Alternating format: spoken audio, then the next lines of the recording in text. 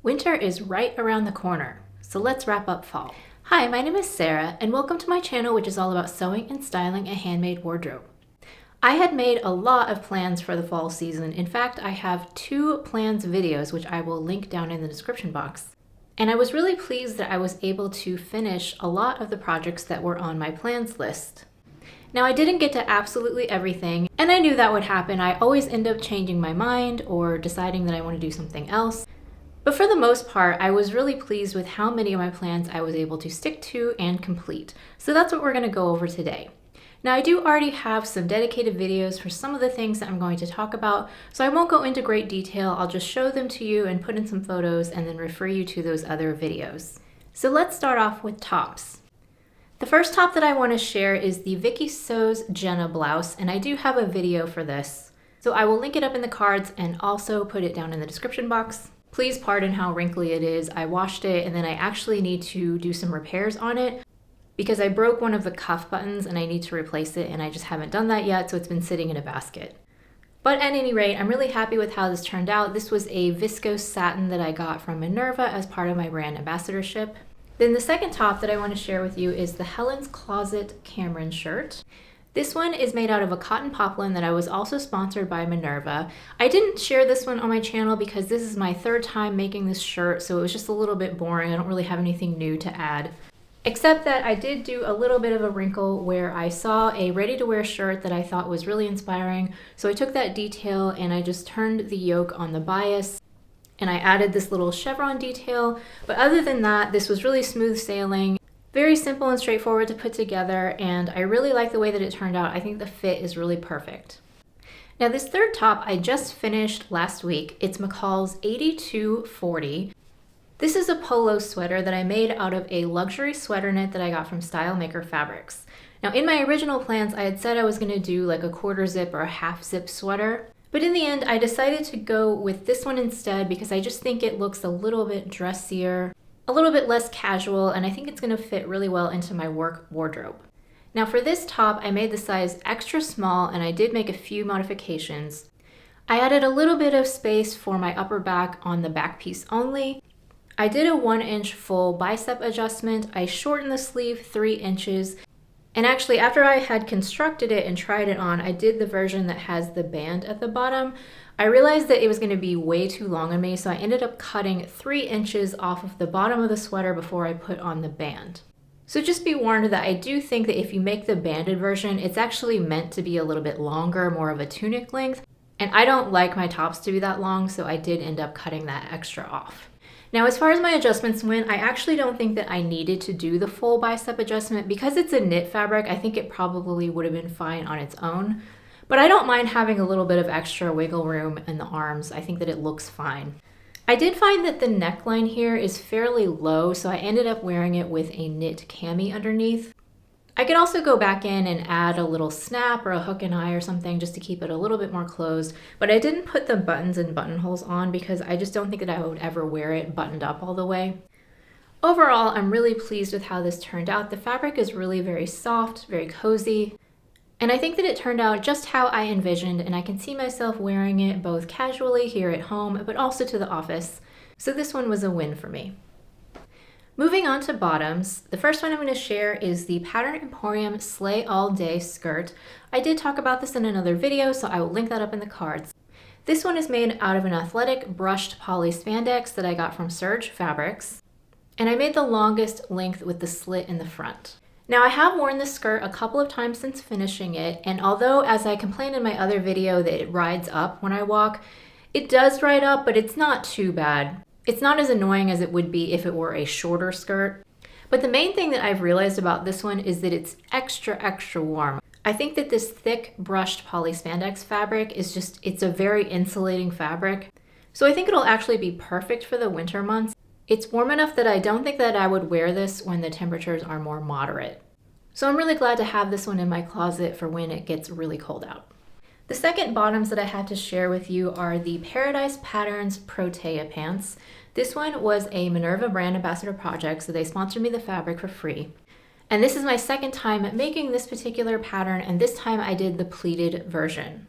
The fabric is a stretch poly suiting, And it's relatively heavy. I'd say it's a little bit in texture, kind of like a wool suiting. I really enjoyed making these pants, and I absolutely love the way that they look. If you guys have been watching my channel, then you'll know that I've been trying to find a good pleated pants pattern that works for me for a little while, and I think this might be the one. I feel like the combination of the pleats with the heaviness of the fabric and the drape, it has the right kind of movement and the right kind of volume. It's a wide leg, but it's not super wide. I'm just really happy with these pants, and I was pleasantly surprised that the poly suiting doesn't bother me. It doesn't feel too hot, it's not itchy. I think that it's a nice versatile pair of trousers that I'll be able to wear year-round.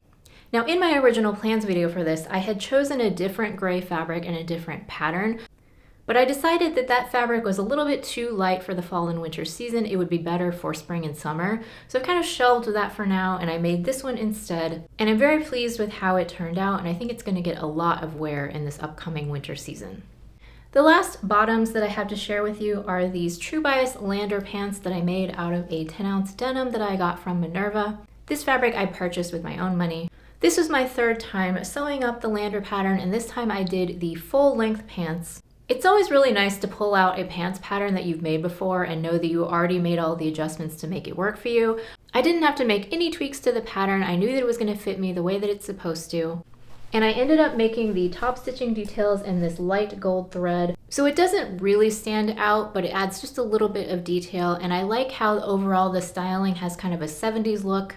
I love the style and the fit of these. I like the high waist, the fact that it has belt loops, and the wide legs that are, again, not too wide for me. And I'm going to be able to wear it with boots or sneakers or even things like ballet flats. So I know this is going to be a classic staple in my wardrobe, and I'm looking forward to wearing it again and again.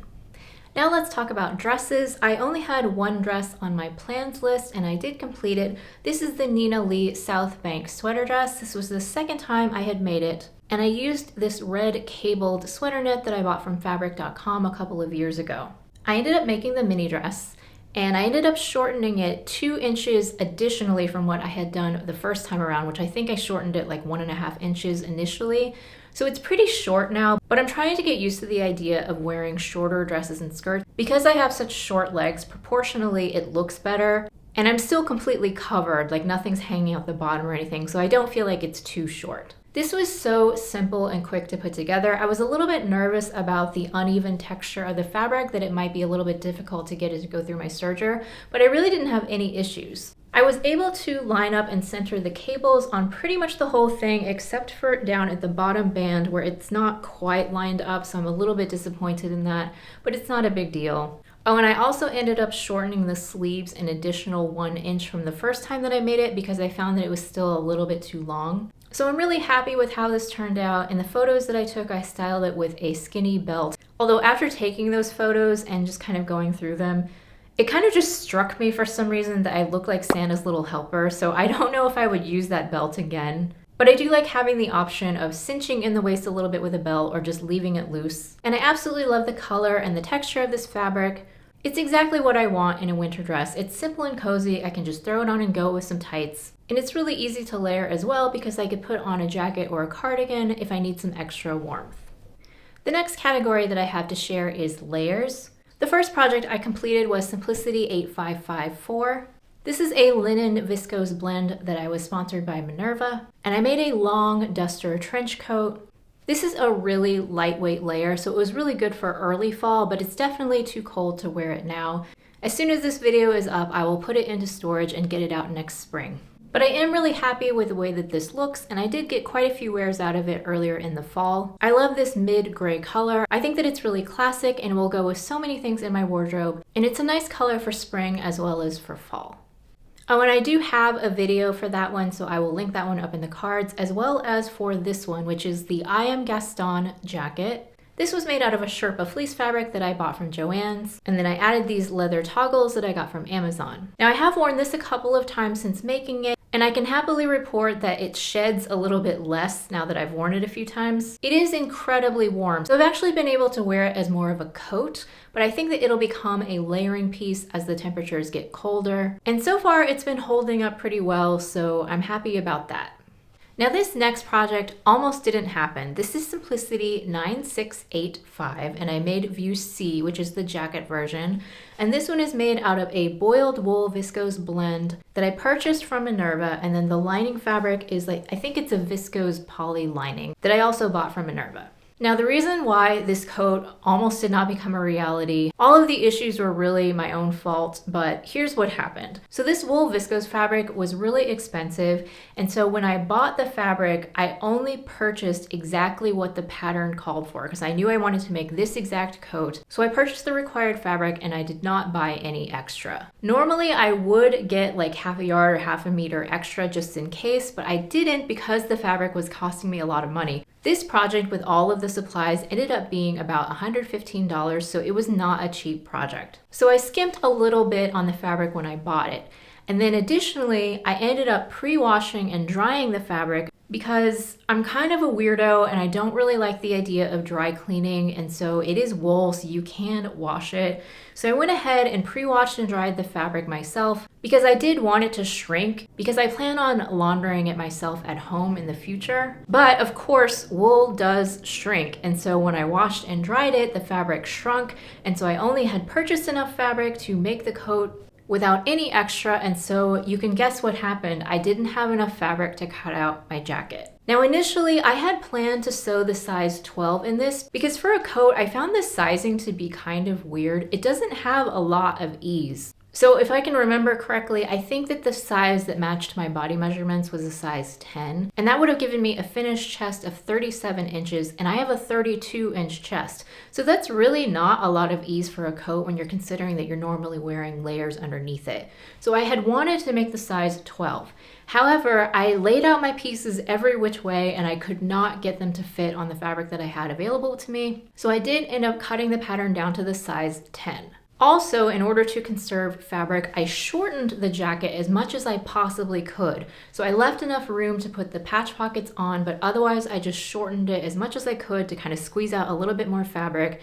I think I ended up taking a little over 3 inches off of the length. I also took 3 inches off of the sleeve length, but that was an adjustment that I needed to do because I have short arms. And then the last thing that I did was I narrowed the width of this scarf piece. So it's supposed to be 3 inches wider than this, but again, I just didn't have enough fabric to be able to lay everything out, so I had to make the scarf more narrow. So by doing all of those things, I was able to successfully cut out the pattern, but it was really a challenge, and for a while there, I didn't think I was going to be able to do it. So I thought the instructions for this were pretty good. I didn't really run into any hiccups when I was sewing it until I got to the end. And I could not get this fabric through my machine to do the buttonholes. I tried and it just kept getting hung up and not moving. So I ended up having to do hand stitch buttonholes, which I have never done before. It was not very fun. I'm not a big fan of hand stitching, and I don't think that I did the best job either. But fortunately, because this is a boiled wool, it's not really gonna fray. So I think it's gonna hold up okay. I figure if it ever fails, I can go back in and maybe re-stitch the buttonholes. So they are definitely not the prettiest, but you know, I did what I could and it seems to function okay.